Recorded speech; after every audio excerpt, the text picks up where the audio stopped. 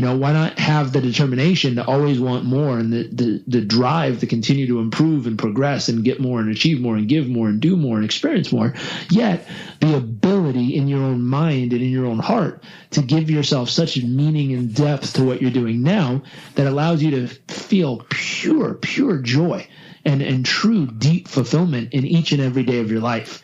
And the reason I bring this up, because the other thing that happened while I was living in that village was I had a little bout of malaria that I fought with. And growing up in Southern California, we tend to fix all disease with green drink meditation and, sleep. So I tried all three and it didn't work. And I even argued with the doctor for about a half a month saying, oh, no, I'll just meditate my way through it. Welcome to the Habits to Goals podcast with Martin Grunberg. It's time to take control of your life. Are you ready to achieve goals faster and more consistently than ever before? You need the habit factor. You're listening to Habits to Goals, the podcast that helps you create the habits that lead to success. And here is Martin Grunberg. All right. So I got to tell you, on the front end of this, we had multiple technical issues, and I deliberated not too long, actually, because in this interview was probably 2 months ago. So I had to go back and listen, and I decided that there is this epic technological fail at the most insane time, and I'm just going to let it fly, let it ride. It's not too bad. There are a few issues, but I think you'll thoroughly enjoy this. Jairek gets into some really, really good stuff. If you happen to be a person seeking your own purpose in life, so to speak, some great tips here. So sit back, tune in, and enjoy. And I appreciate your forgiveness for what can only be considered an act of God, technology issues. But I think they add a little flavor to the episode. Enjoy. All righty, here we go. Welcome back, Habits to Goals listeners. I hope you're ready for a fantastic interview with the one and only Jairek Robbins. He is, as you may already know, a #1 best-selling author. He's a fantastic keynote speaker. He's got tons, and I mean tons, of just really powerful personal development information, whether it's on his Facebook page, on his blog, his YouTube channel. So with that, let's give a warm welcome to Jairek Robbins. How you doing, sir? Good, man. Thank you for having me. Thank you, everyone who's listening, for taking a few moments of life to share your ears with us and listen in. Appreciate that. Yeah, well, as I had mentioned, you are a phenomenal veteran of the industry, a terrific student of personal development. So I know this is going to be a wonderful treat. So everybody sit back, turn up the volume, find a semi-quiet place to tune in. Hey, Jairek, we always kick this off with what we call the GTR. That is the Good Things Report. So you got a good thing for me? Sure. I think something that's really good that's happened is my mom has been struggling in her health. And little by little, she was starting to lose her eyesight. She was starting, when a few weeks ago, she was struggling even to walk to the bathroom and back with a walker. Oh, no. And, her blood pressure was dropping. And it was really interesting. It took some time to go and see her. So I just packed everything up, moved my office to Asheville, North Carolina for a week, and flew on out there, hung out with her, spent time with her, loved on her, talked with her. And what was the good thing for the report here was that following week, after those conversations and after helping her kind of map out a plan and come up with a way to help get her back in gear, she went from barely being able to literally walk to the bathroom, which was 30 steps, I counted, to she did 30.5 miles on her Pilates machine of movement over the next, I think, 9 days. And so it was pretty phenomenal when you take time to love on those around you and help them figure out what the plan is and help them organize an opportunity to really go out and make something happen. It's always a blessing and some great news when you see them taking action and actually applying what it is you share with them. And, I was teasing her the other day. I'm like, when's the last time you did 30 miles in a week? She's like, shoot, I don't know, 20 years ago. Right. And so to see her step up, take action, and apply what we talked about, and to immediately see results pop up in her life was truly a blessing. So a few things I think that's what makes this remarkable is you take the time, you kind of shut it down here in San Diego, you pack it up, and you make the time necessary, the priority for family. And obviously you're busy, you got a million things going on, but you stop and you do, obviously subjective, but I think what is the right thing to do. So that's incredible. And you just took the time. So you leave her in a better place, and sounds like she's stronger for the visit. Yeah, she's crushing it. So she's on track. She's making some progress. Still has a long way to go. At the same time, though, it's beautiful seeing her step up and apply it. And, I help people all day long as a living, as a performance coach. I get to work with individuals and help optimize their performance. So it's kind of what I do. Right. But you know what? Family first. When your family needs you, shut everything down and go be there for them and help them and support them and love them and really give them your all. And if you're willing to do that, it's nice helping people I haven't met, and it's beautiful helping clients and friends. But there's something very special about being able to show up for the ones closest to you when they need you and see them actually take what you share and actually apply it. And then there's magic in that. So a lot of props to her for stepping up and applying it. Yeah, well, props to you for doing, just doing the right thing. And yeah, I got to imagine for all the skills and talents you have, can't be any more rewarding than doing it for those you love. Well, quick transition. So my GTR is much simpler, a bit of what I touched on the open with you.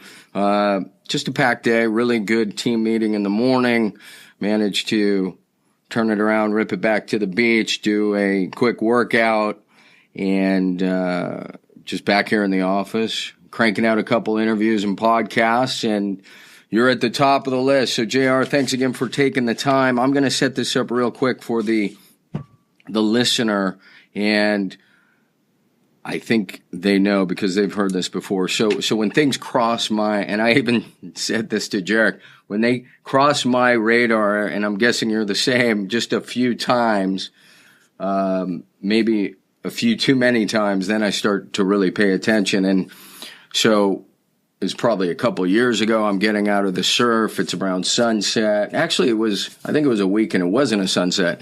And I see JR running down the boardwalk, and I'm like, what? Was that Jairek? So I track him down. My kids would have said I was stalking him. We had a very nice chat. He took the time to connect, and then we stayed semi-close, and we just couldn't make the interview work.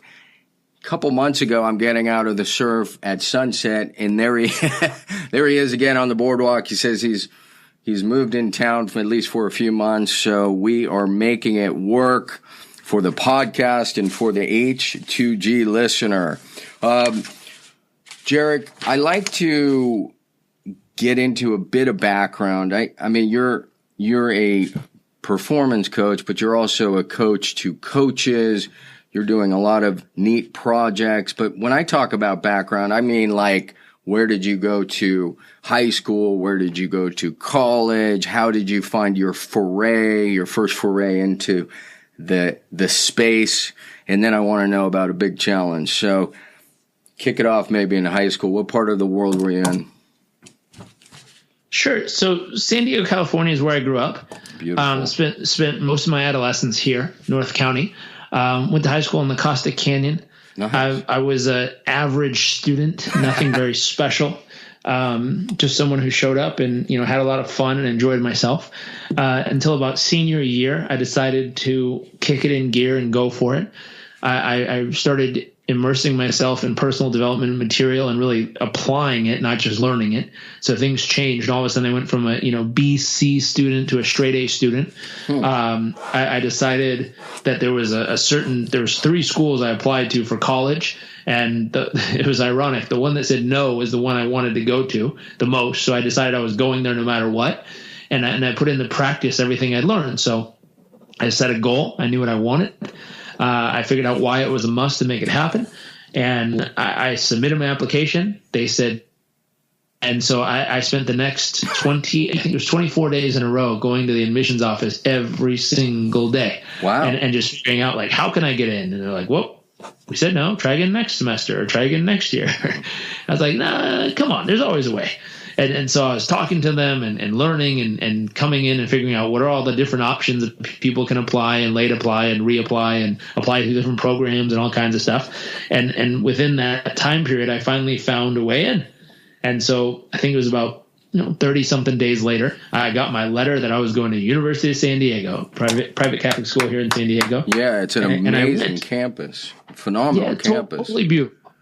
Great experience. There's a handful of things I did while I was there that really helped shape my perspective coming out. I studied psychology. I was there, but I took 2 different semesters. The first semester I did semester at sea, which was a 110-day voyage around the world. We stopped in 7 different countries, had anywhere between 7 to 10 days in each country. And it was amazing. I mean, we sailed around the world on a ship. We left Vancouver and we went to Japan and China and India and Thailand and Vietnam and Tanzania and South Africa, Brazil, Venezuela, back up to Florida. And along this journey of transitioning from a U.S. citizen to a world citizen and becoming someone who, not just studied psychology, but really truly got to walk into different countries all around the world and see stuff that was just on pages come to life, where you're studying cross-cultural and collectivist cultures and how they act and how they communicate and talk and look and all this stuff. And, you walk into China and you go, wow, that's really how they are here. That's amazing. Right. And you studied the background of it and you studied what brought them there and what caused it and what are the things they like and don't like and how things work there. And you go, wow, that's fascinating. And, I was studying another class was human sexuality. And that was fascinating because as we went around the world, you learned how cultures dated, how they courted each other, how they communicated with each other, what was acceptable and not acceptable in relationships. And so we, go to Africa and we'd go sit. We couldn't sit in bars, but we'd sit outside of them and watch people, older couples kind of flirt with each other or talk to each other or engage each other at different levels. And I was like, oh, way here. and it was fascinating. And one thing that happened on that journey was one, really truly experiencing what was going on in the world. And I remember getting to South Africa, going into a shanty town, which was made up of tons of these little, tin houses that people had put together. And it's just 4 tin walls and a tin roof with a tin door and a little, cutout hole in the roof as a kind of a place for light to come in. And what was fascinating is, on average, once a month or once every other month, a bulldozer would come through and mow down their whole city. Oh. And it was crazy seeing how much poverty there was and what real poverty looked like comparably. Like, right. You see homeless people and, people struggling, but you don't see people struggling at this level. And so I remember walking into a building that was shaped kind of like maybe an apartment building. And we walked into the hallway and you saw like the black tarnished smoke and, soot up against the wall where someone had to open fire in the building. And then you go in one of the rooms and they showed us and there's 2 single beds and it's a little tiny, a couple 100 square foot room, maybe the size of like a standard dorm room in most universities here, and they open the room. There's 2 single beds, like a single university student would sleep on. And they said, oh, this is a 2-family room. There's, roughly 10 to 12 people that sleep in this room every night. And you look around, you're like, where the heck do they sleep? And they're like, well, it's a family bed. So that single bed, that little tiny bed is for a family of, anywhere between 4 to 5 people. And you're like, wow. You're like, well, where do they put their stuff? And you look on the wall and there's like 5 nails, and each nail is one person's closet, and they have a shirt and a pair of pants. Yeah, they don't have stuff. Wow. And so it's wild of seeing that kind of poverty and those kind of experiences, meeting the people, beautiful people who are doing the best they can with what they have, where they are, trying to maximize what they can do with their life. And something opened up in my heart, and I decided, I was like, wow, you know, if they're willing to put in the effort and try to maximize their life, I'm willing to come back and share whatever I've learned along the way to hopefully help them. And so I saw people who are willing to put in the effort. I saw people who wanted to do something and wanted a better life. And I said, hey, you know, I've been blessed to be around lots of opportunities and lots of people who have taught me so much and how to really truly get the most out of life. So maybe I can come back here and share. And so I decided the next semester to take it off. I packed up all my stuff and I moved to a village, a rural farming village in East Africa. And I went there to go teach. And I was teaching organic farming, you know, help the farmers make the most of their land and really truly get their crops back and get their businesses up and booming. So you took sorry to interrupt. You took a semester out of college after you returned to go back and serve like that? Yeah, wow. It was, you know, midway through. So got it. I went over. It was great. And then after that, I decided to go back to keep helping. Right. And so I went back and spent 3 months living in a village, volunteering and teaching organic farming, teaching English at the school and helping out wherever I could, and learned a lot about life. The keys there in learning about life, because there's no running water, no electricity, no toilets. We're learning, you know, how do you find fulfillment in the simplest of things?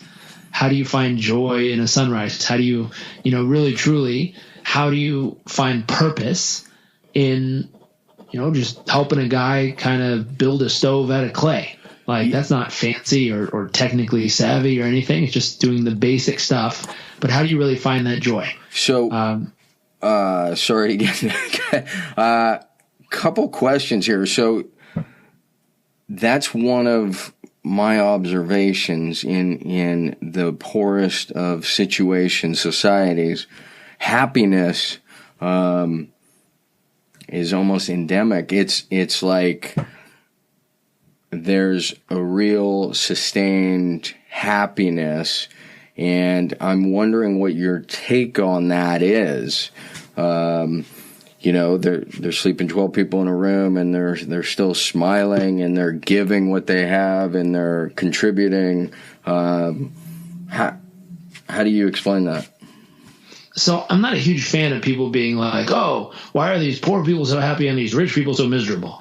I don't think it's that easy, because there's miserable poor people and there's happy rich people. Sure. And so what I look for is I look at what are all the qualities that exist in every village around the world, whether your village is Los Angeles or your village is, you know, Kangalamira Pineapple Village in Uganda. And regardless of the village, there's certain people who choose to be happy and fulfilled, and there's certain people who choose to be flipping miserable no matter how great or bad it is. And so I looked for that, and I looked for, you know, really, truly what you're asking is what's the difference? How come some people can be so freaking happy with nothing and some people can be miserable with it? Yeah, I was asking specifically the and I think I picked up the answer there. So your observation is they are making this choice. Yeah, because I wasn't pitting it against, just for clarity, rich people and poor people. I'm just saying I have this picture up. I spent some time in Tahiti surfing, and there's kids that I know they don't have a pot to piss in, and they're in a canoe paddling towards our, you know, we're staying on some ridiculous yacht, and they're waving and their peace sign, and, you know, and it's pure, what I titled the picture is pure stoke. And so that's the question. And it sounds like you're noticing some key traits in the society, and it also sounds like you're suggesting that they're making either a subconscious or conscious choice to be happy. Yes, they're making a choice. Okay, good. And that choice exists everywhere, and I'll give you a more specific view on that choice. But you see it everywhere. You know, some of the people there really weren't happy with being there. Right. And some of the people there absolutely loved it. And I looked around and tried to figure out what was the difference. Got it. And so in observing that, I just watched and watched and watched. And one person that stood out specifically that was really remarkable was this little old man who was basically the janitor of a clinic about 100 yards outside of where I was staying. And so I was staying in a broken down old schoolhouse. It's just an empty kind of building. All the windows were broken out and the bars were bent and stuff like that. It was just old, no real doors on the actual facility entrance. But then in the back rooms, they had created 2 rooms, one for guys, one for girls, and it had a lock on the door that we could put our stuff in and sleep in at night. So we were staying in the back room of this little schoolhouse, and about 100 yards outside of the window, these big metal tin windows that had locks on them. So we'd unlock them in the morning and push them open. And about 100 yards out, there was this little clinic, which is like a mini hospital for the village. And so at the clinic, there was a little old man. He was the janitor or the caretaker, and he slept inside of this little tiny closet, like a broom closet, and he had a little cot in there, and he slept inside of the closet. And every single morning, this little man would get up, and he'd go out to the front porch, and he'd sweep this dirt path from the front porch all the way out to the main road. And he'd just sweep the path, step, step, sweep, sweep. Step, step, sweep, sweep. Just sweep the path real slow and easy. Super. And he'd get to the road, kind of stretch his back, turn around, work his way all the way back to the front porch. And something special happened because every day he'd get to the front porch, he'd kind of stand up straight, put a big smile on his face, and he just looked so damn proud of what he was doing. And I remember looking at this guy and being like, wow, like that guy is experiencing joy for whatever it is he believes he's doing. Obviously, he's just sweeping dirt off a path, but why does it bring him so much joy? And it looked like purpose, like almost like this guy was on a mission. He just enjoyed it so flippin' much. And it was every morning at sunrise, no matter what, never missed, every day. And like after 10 days, who cares? 20 days, that's nice. After like 35, 40, 50 days in a row, it's like, wow, this guy never misses. He always does it. And he seems so flippin' happy every single day because of it. And so I had to ask him. So I remember going over there and translate because he didn't speak English. And in the local language called Luganda, just Uganda with the L in front of it. And so we were talking to this guy. And we asked him, we said, why do you do what you do?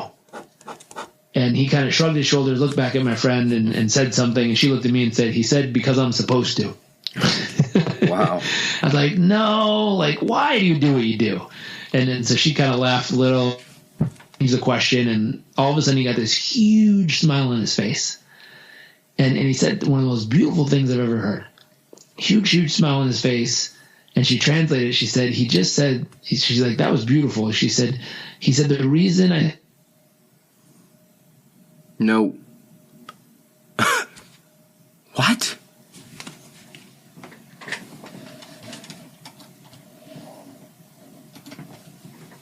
That is unbelievable.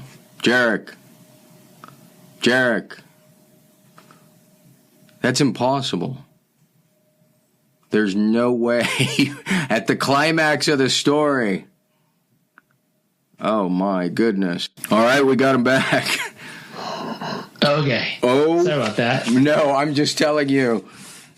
I was like on the edge of my seat. There was so much buildup. There was like 5 minutes of buildup, and you're like, and then she got excited, and she turned to me and said, and then it was like cut off, and I was like, what? Unbelievable. Unbelievable. So I don't know how you can try to at least set that up. I think one of the last things you said was, she said, or she said, what a beautiful answer. And then you can take it from there. I'll try to patch it together. Sure. That was funny. So yeah, whenever you're ready. Got it. So she turned back around and said, wow, what a beautiful response. And what he had said was, he believes that every human being, whether it's a small child about to enter this world or a sick or elderly person about to leave this world, that they deserve a clear path to do so. And that's why he's sweeping? Yeah.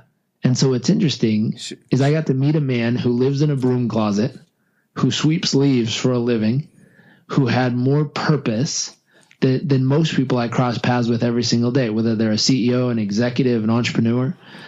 someone who does something so simple yet has such deep meaning and purpose tied that literally he lives a life filled with purpose.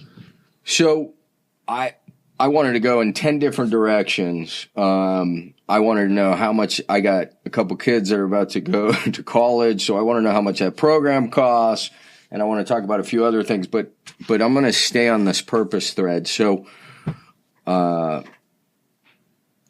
let's think about that. So in this case, it seems, because there's a correlation here between purpose and happiness, but he has determined that's his purpose, whether we know that's arbitrary or some God-given mission that he felt intrinsically. I guess my question is, if I'm listening to this, I'm the listener, Jairek, and I'm like, well, good for the guy who's sweeping the lawn. I don't know what my purpose is, right? The guy who's sweeping the sidewalk.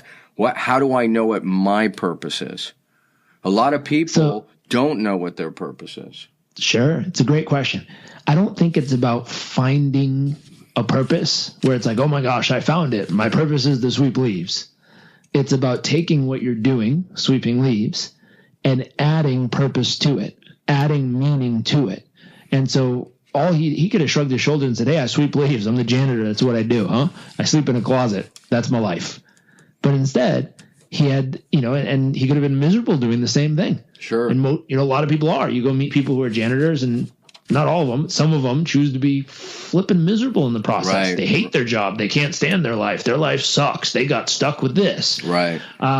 Versus, what's interesting is my dad was a janitor at one point, and he loved helping people so much. It's kind of ironic these two stories tie together. I didn't think about it. Sure.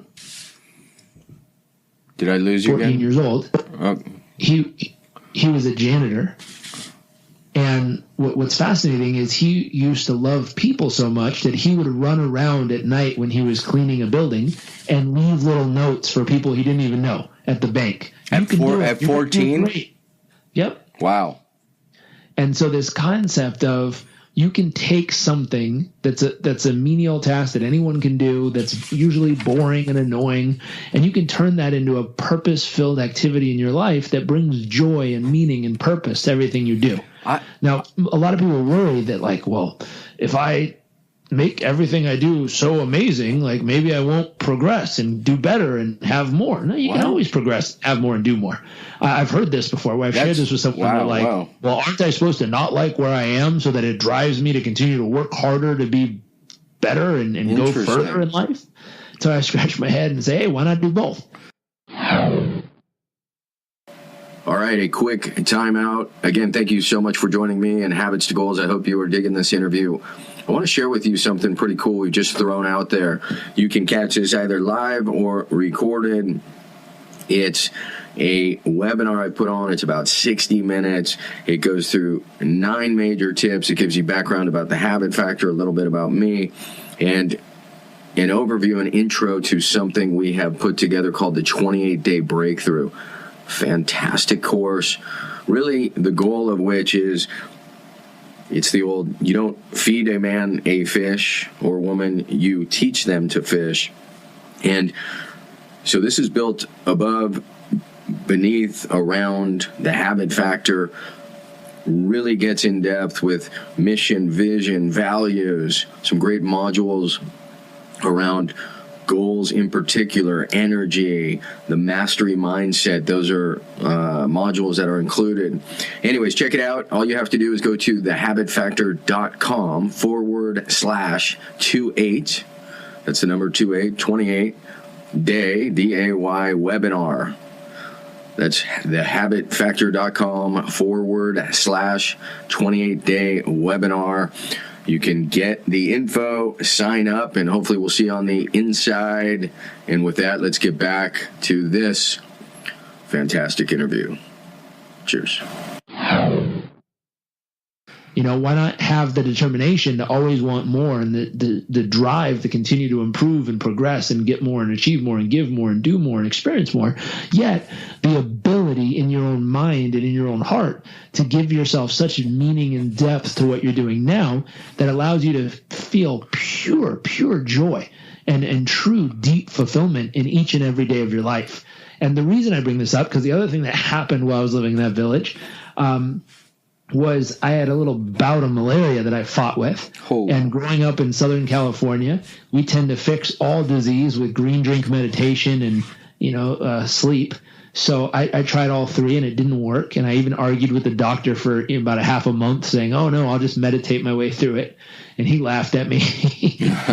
And he's like, hey, pal, I don't know where you're from, but around here, when you get sick, take the freaking medication. Right. I'm like, where I'm from, we meditate and drink wheatgrass. And he's like, okay, buddy. And so we went back and forth and back and forth. And eventually it got to the point where, one of my lungs started to shut down and I was having trouble breathing. And he was like, okay, fella, like I need to figure out how to convince you that you need to take the damn medicine. Right. And so we went back and forth. And eventually he said, okay, here, let me show you. So he's like, maybe you're visual. He took out some blood and he put it on a screen, ran a sample. And he's like, basically you have 55,000 parasites per one red blood cell right now.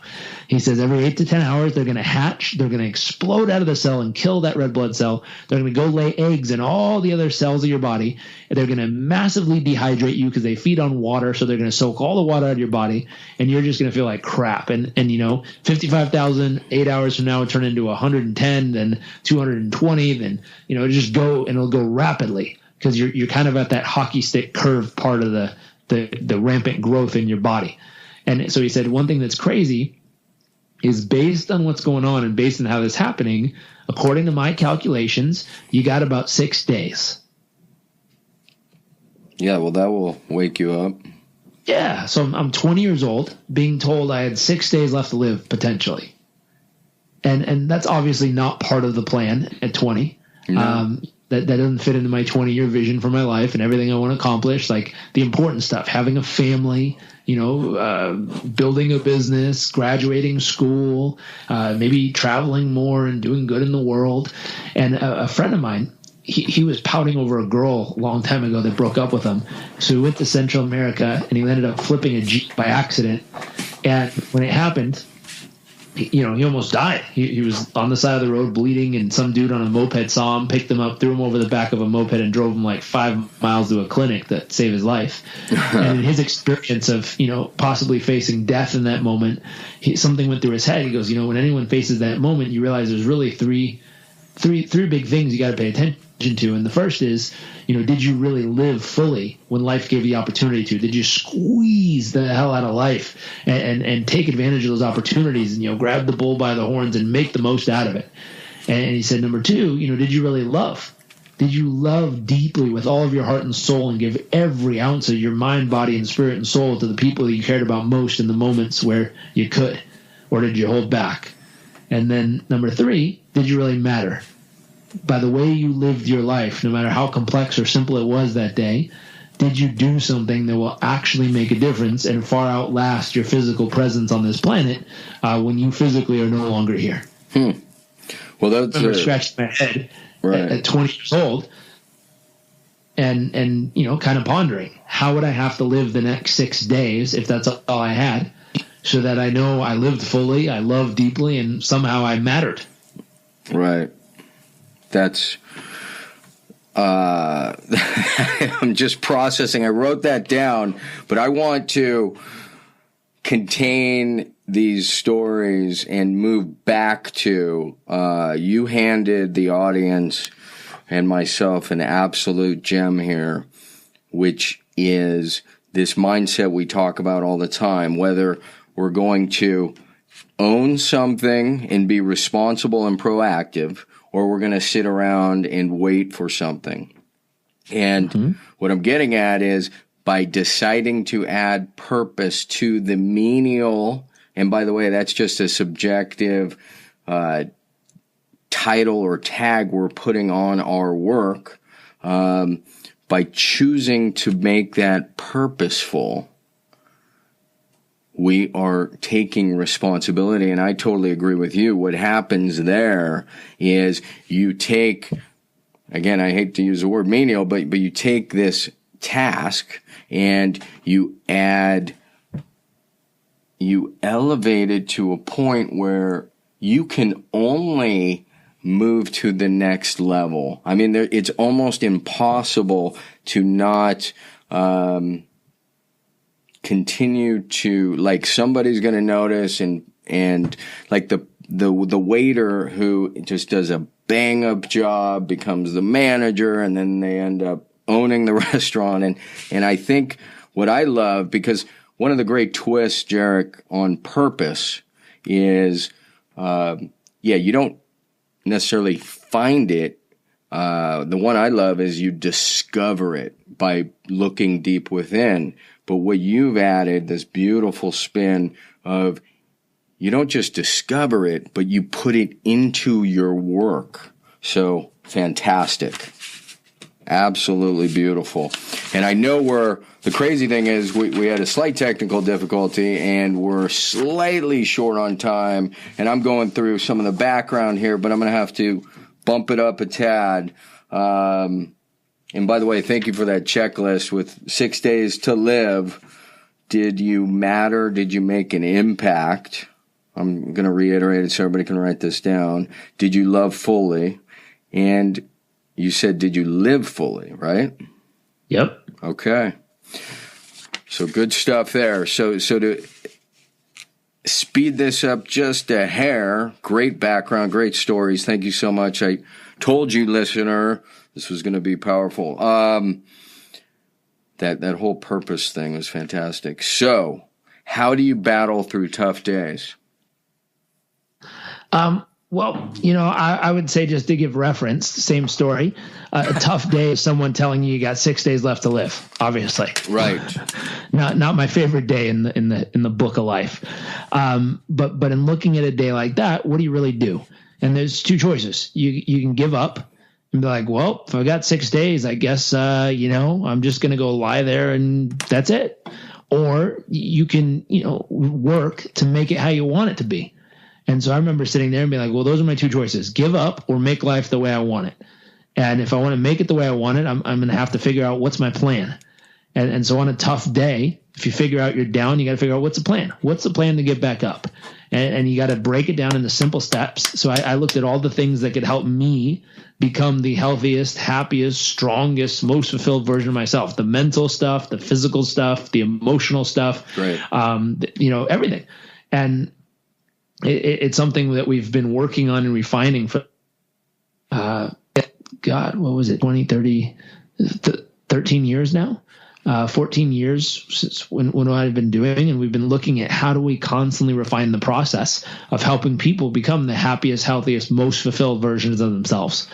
And so some of the things that really helped me do that, number one, reviewing my 20-year vision for my life.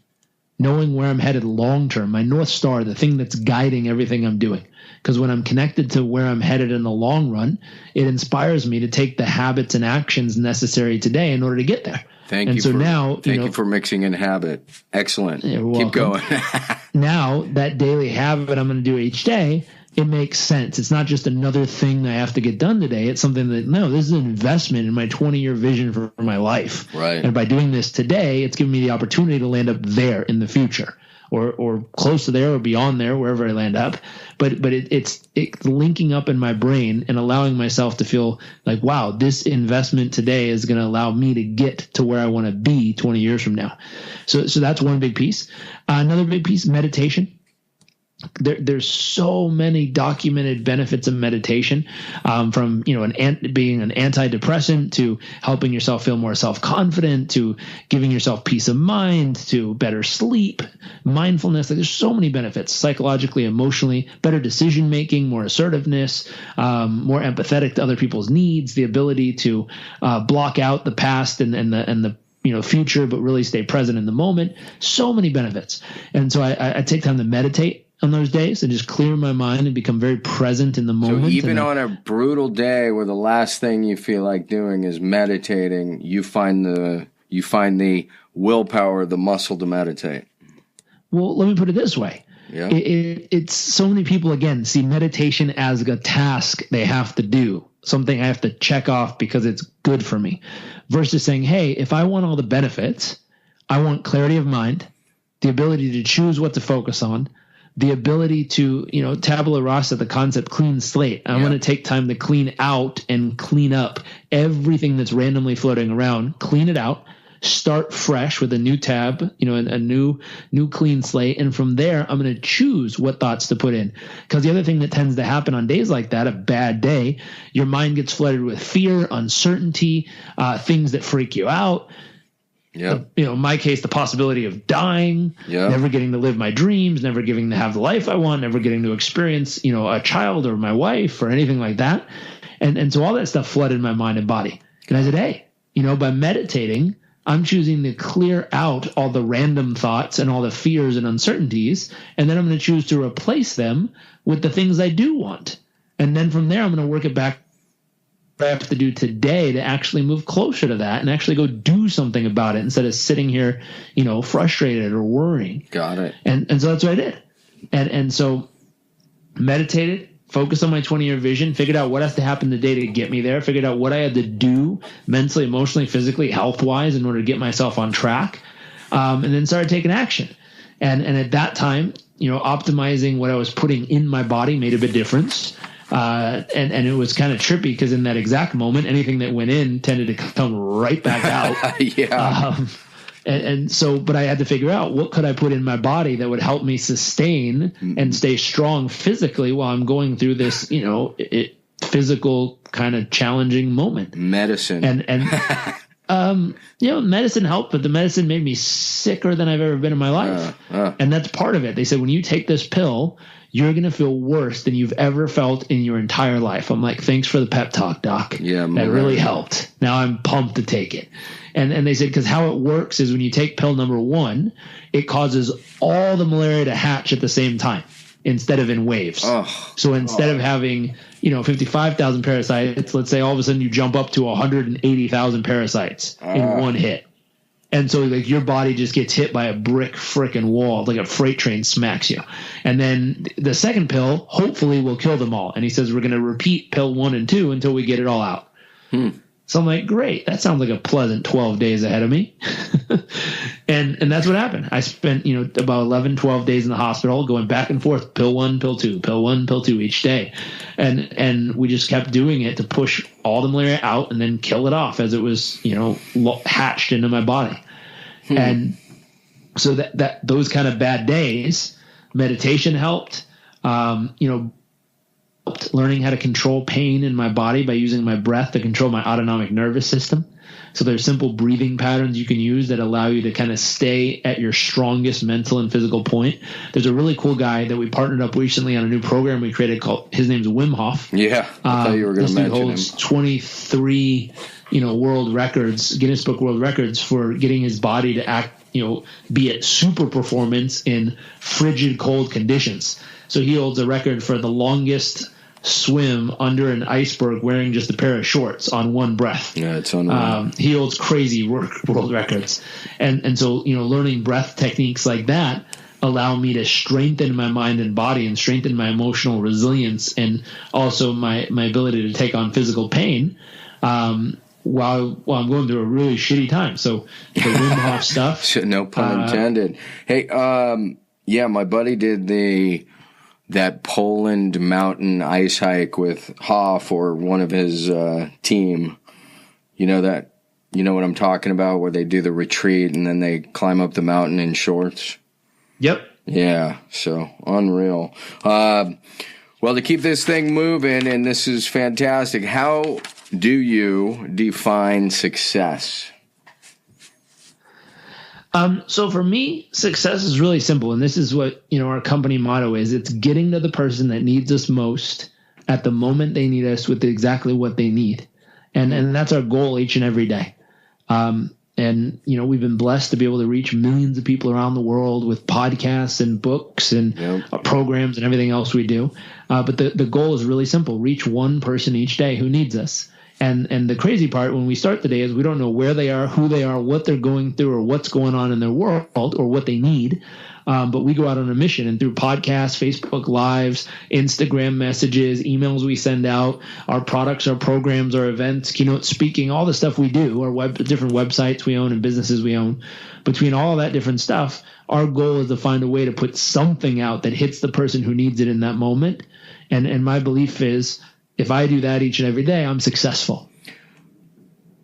I love it. Repeat that mission again. Did I lose you? The moment they need us with a message they need. Say it again. You cut out just a hair. Sure. To reach the people that need us most at the exact moment they need us with the exact message they need. Beautiful. I'm a huge proponent. We got a 28-day breakthrough course coming out, and one of the fundamental pillars is, of course, the mission statement. So that's why I wanted you to repeat that, because when people are clear, i.e. JR right here, on their mission, everything else tends to begin to line up or align. So it, yeah, I mean, it makes this idea of success, which is why I asked the question, much more attainable. All right, we are rounding third, JR. How about give me 2 or 3 of your best habits? Did I lose you? Come on. Nope, I'm here. Okay, good. I saw the output go dark. Good. Yeah, best habits, really simple. Meditation, exercise every day, optimizing my meals and nutrition. All these things are things we focus on and talk about. Okay. And again, something we put in a high performance program on how to optimize a person. And they're things we look at, and they're things we use with all of our clients on how to keep them at their absolute best person. That's fantastic. You there? Yep. Sweet. So I'm going to quick parenthetic statement for the listener. He said basically everything that revolves around energy, his diet, his exercise, meditation. I want the listener to remember your goal is out here. Just put your right arm out. And then you are out here. Put your left arm out. It's going to take energy to go from the left arm to the right arm to your destination, which is why a guy like JR is focusing. He's saying these are his best habits, and they all have to do with optimizing his energy. So I'm just asking you, listener, to question, are you optimizing your energy every day as you step into the day? So that's great. Do you mind sharing? Is there any habit or two? And again, this is optional. Some people pass. 1 or 2 not so great habits that you're trying to correctify. Let's see. Any? I mean, one bad habit. I was just doing a Facebook Live when we were talking about this, and boundaries was one of the concepts. And so one bad habit I have is wanting to try to be everywhere all the time, all at once. Doing as much as I can, and so it's probably a pretty bad habit to overextend and commit to too many things. And the rectification is obviously practicing the art of saying no to more things. Radical. And the ability to stay focused on the core important ones that really make the difference. What I love about that is the prior podcast, and I'm not kidding. Well, again, I don't know when this airs, so it's not going to be probably prior to your air date, but if you go back, and the last one that came out is called Why Adding Controls and Constraints to Your Life is Essential. So you hit the nail on the head there. How about a favorite transformative book? If you go way back, something that pivoted your life.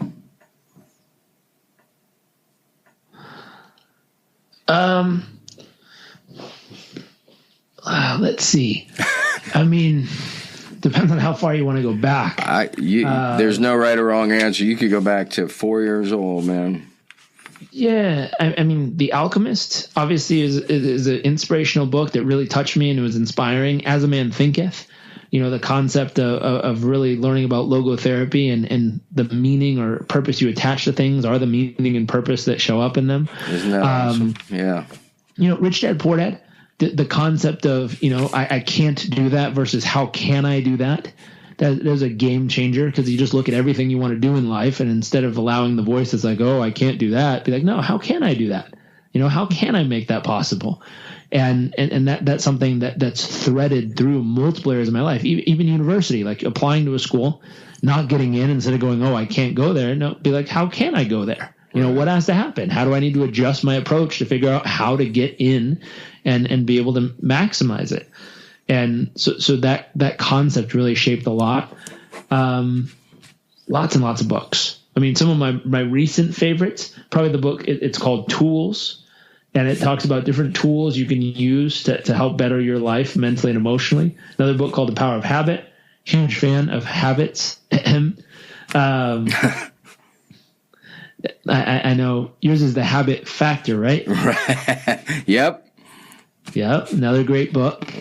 Throw that one out there. The Happiness Advantage. Nice. The great book filled with lots of information on happiness. He breaks it down, scientifically proven with all the research. Another book a friend of mine wrote called Sleep Smarter.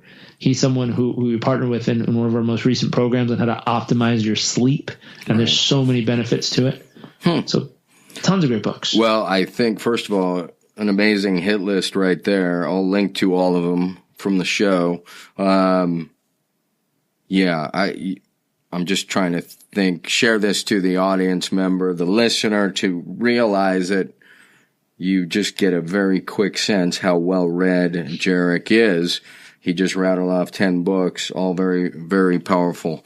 All right. So, and just by the way, we're leaving a lot on the table. We're going to have to probably have you back. We could do this for days. But speaking of controls and constraints, it's good to button things up. One of your last books was Tools. So that's a beautiful segue here, Jairek. Something I like to ask, a favorite app, website, something that you kind of, aside from the phone itself, a tech tool or gadget that you can't live without. So going back to meditation, there's a great device called MUSE that I use every single day with myself and my clients. And it's a medical grade EEG scan of your brainwaves. And what happens is you sit down and you meditate with it on your forehead, and it literally tracks and it tells you how well you're able to calm, clear, and focus your mind. And so when you're super active with lots of thoughts, you hear thunderstorms and lightning bolts. And then when you're completely calm, you hear little tweeting birds.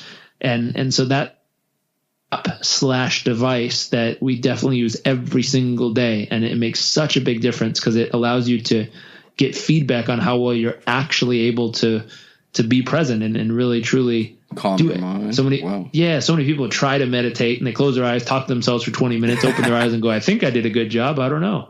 And this one actually shows you how well you could do. And it gives you little insights and tips on how you can actually better your performance.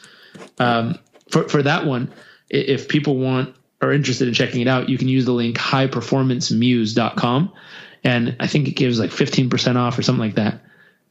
Well, that's sweet. I think you just pushed me over the edge. I know when we had lunch, you showed it to me and I was kind of geeking out, and then, life happened. So now you have pushed me over the edge. Give me that URL again, highperformancemuse.com. Yep, highperformancemuse.com. Sweet. I will link to that as well. All right, before we sign off, my friend, and great job. Thank you so much. That was just amazing. Is there any, you're always, being the great entrepreneur that you are, you got a project here or there. Is there anything worth pimping out, promoting, anything you want to share with the audience? The new high performance program we have Yep. is we're proud of it. We're very, very proud of it. If you go to udemy.com/high performance, it'll pop up. It's in partnership with Udemy. And then if you want, I'll send you guys a link you can put to in the show notes that'll we'll do like a 50-60% discount for everybody if listening. That's huge. So we'll give you a code. You can throw it in the notes, and they can use that to grab a discount if they like to grab a copy. That would be fantastic. What a gift. And yeah, that's Udemy, right? Udemy. I will just link to it again. I don't think this is probably going live until the new year. Just keep that in mind. Hopefully, I know some of that stuff has an expiration date.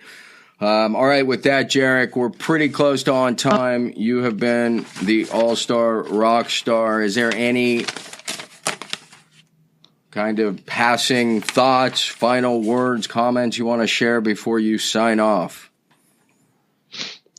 The core message we live by, and this is just something we try to spread out into the world, which is, it's just simple. Learn it, live it, give it. Take time to learn what it takes to turn your dreams into reality, and learn as much as you possibly can. Second, live it. Fully apply all that you learn and really put it into practice. Get the physical results, like live your life to the fullest. And then finally, give it. Find a way to pay forward everything that works for you, not as the 5 fucking golden pillars of how others need to live their life, but more so as like, hey guys, here's what's working for me. I hope it helps. Take it or leave it. Please apply it, and hopefully it helped you have a better life in the process. Well, that was fantastic. I say learn it, live it, give it is a great way to. Earlier, I asked you for the definition of success. You'd be hard pressed to say that that's not it. And now I have to slam the explicit tag on this show. Thanks to you. No, that's all right, man. Great job again. Thank you very much. Everybody's clapping for you. And we'll see you around the beach soon, Jairek. Take care.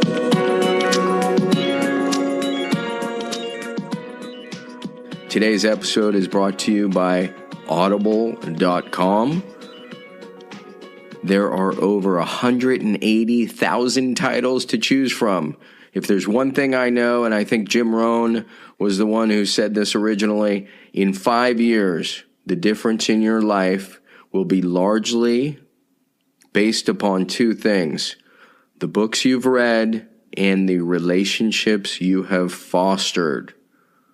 Doesn't it make sense to take advantage of the downtime, whether you're on the road, on a run, in the gym, kill a couple birds with one stone, get a book going? It's phenomenal. The more people I turn on to it, the more compliments I get. Not that I've actually done anything. 180,000 titles to choose from. You get 1 free book a month, 30% off any other book. Again, check it out. audibletrial.com/habits to goals. I'm going to say that again real quick. audibletrial.com/habits to goals. And that is the number 2. And of course, when you support our sponsors, you are supporting the show. So thank you again. I am extremely grateful. We'll see you at the next episode.